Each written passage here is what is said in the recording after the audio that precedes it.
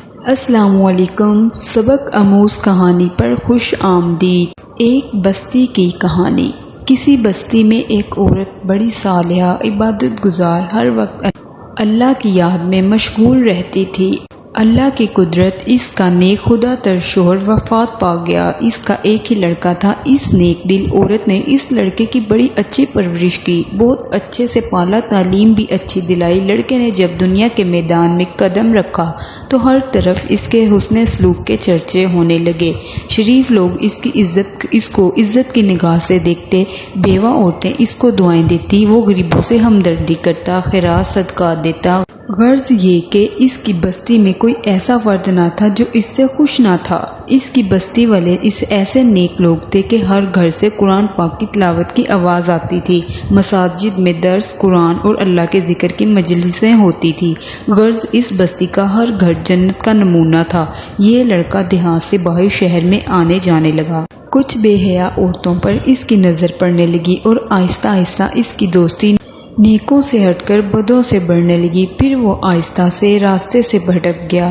بدکردار دوستوں کے مشورے سے اس نے والدہ کے کھیت دیہات کی پرسکون زندگی کو خیر آباد کہہ کر شہر کی فضا میں اپنا ڈیرا ڈال لیا، اور اس کے ڈیرے میں اب ہر قسم کی اوباش دوست اس کے ارد گرد جمع ہونے لگے۔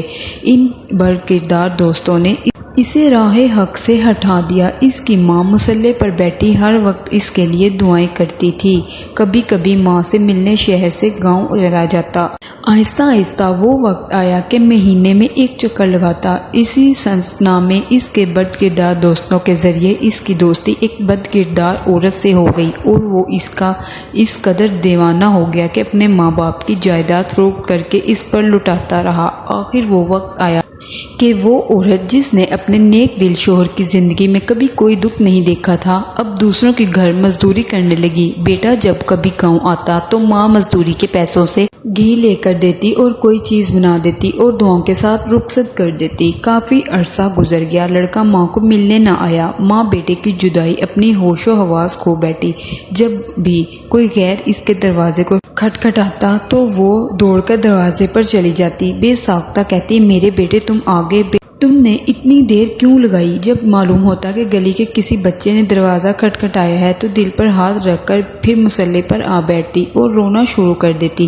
روتے روتے اس نیک دل کی بینائی بھی جواب دے گئی، اور پھر جب اس لڑکے کے پاس کچھ نہ رہا تو اس عورت نے اپنے یاروں سے مشورہ کیا کہ اب اس سے جان چھڑائی جائے۔ مشورے میں یہ طے ہوا کہ اس سے یہ فرمائش کی جائے کہ میری محبت اب تب آپ سے رہے گی جب اپنی ماں کا دل نکال کر لاؤ گے۔ اس طرح وہ فرمائش پوری نہیں کرے گا اور خود ہی جان چھوٹ جائے گی۔ اس بدکردار عورت نے یہی فرمائش کی۔ وہ انسان جو ایک وقت میں فرشتہ تھا، آج خواہش نفس کی خاطر شیطان سے بھی بدتر ہو گیا اور اس وقت فرمائش کو پورا کرنے کے لیے تیار ہو گیا۔ اس بدبخت نے خنجر نکالا اور ماں کے سینے پر مارا۔ ماں کا دل نکال کر چل دیا۔ آسمان پر اندھیرا چھا گیا، اللہ کا عرش ہل گیا، فرشتوں نے بد دعائیں دی، ظلم کی انتہا ہو گئی۔ بدکردار یاروں کے پاس عورتوں کے مکان پر پہنچا تو ماں کا دل اس کے سامنے کیا۔ اس عورت نے کہا، تو اپنی ماں پر ایسا ظلم کر سکتا ہے؟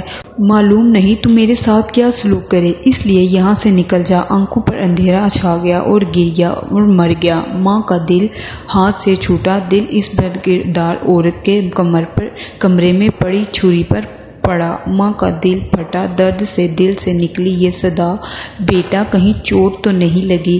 حضرت موسیٰ نے ایک دفعہ اللہ سے پوچھا کہ جنت میں میرے ساتھ کون ہوگا؟ ارشاد ہوا، فلاں قصاب ہوا، اور اس قصاب کی تلاش میں نکل پڑے۔ وہاں دیکھا تو ایک قصاب اپنے دکان میں گوشت بیچنے میں مصروف تھا۔ اپنا کاروبار ختم کر کے اس نے گوشت کا ایک ٹکڑا ایک کپڑے میں لپیٹا اور گھر کی طرف روانہ ہو گیا۔ حضرت موسیٰ نے اس قصائی کے گھر کے بارے میں مزید کچھ جاننے کے لیے بطور مہمان گھر چلنے کی اجازت چاہی۔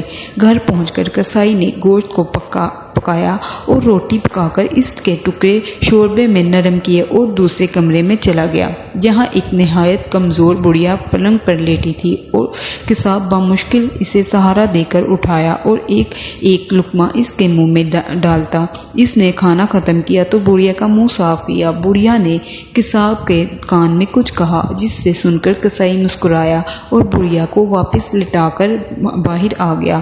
حضرت موسیٰ نے جب یہ سب کچھ دیکھا تو آپ نے قصاب سے پوچھا یہ عورت کون ہے؟ اس نے تیرے کان میں کیا کہا جس پر تو مسکرا دیا؟ قصاب بولا اے اجنبی یہ میری ماں ہے۔ گھر پر آنے کے بعد میں سب سے پہلے اس کے کام کرتا ہوں۔ یہ روز خوش ہو کر مجھے دعا دیتی ہے کہ اللہ تجھے جنت حضرت موسیٰ کے ساتھ رکھے جس پر میں مسکرا دیتا ہوں۔ بھلا میں کہاں اور موسیٰ کلیم اللہ کہاں؟ ماں کی عظمت، ماں کی شفقت، ماں کی محبت، ماں کے احسانات کو نظر انداز کر کے عورتوں کے آگے جھکنے والوں اور ماں کو حقارت کی نظر سے دیکھنے والوں توبہ کر لو، نیکی کی راہ اختیار کر لو، ماں کے قدموں پر سر رکھ دو، اس وقت تک سر نہ اٹھاؤ جب تک وہ راضی نہ ہو جائے۔ یاد رکھیے اللہ تعالیٰ ماں باپ کے نافرمان اور بے ادب کی کسی بھی نیکی اور انصاف کو قبول نہ فرمائے گا، لیکن وہ اللہ سے توبہ کرے اور اپنی ماں کے ساتھ اچھا سلوک کرے، ہر وقت اس سے راضی اور خوش رکھنے کی جستجو میں رہے تو اللہ پاک معاف فرما دے گا۔ اللہ تعالیٰ ہمیں اپنی رضا کی توفیق عطا فرمائے اور ہمیں اپنی ناراضگی سے بچا لے، آمین ثم آمین۔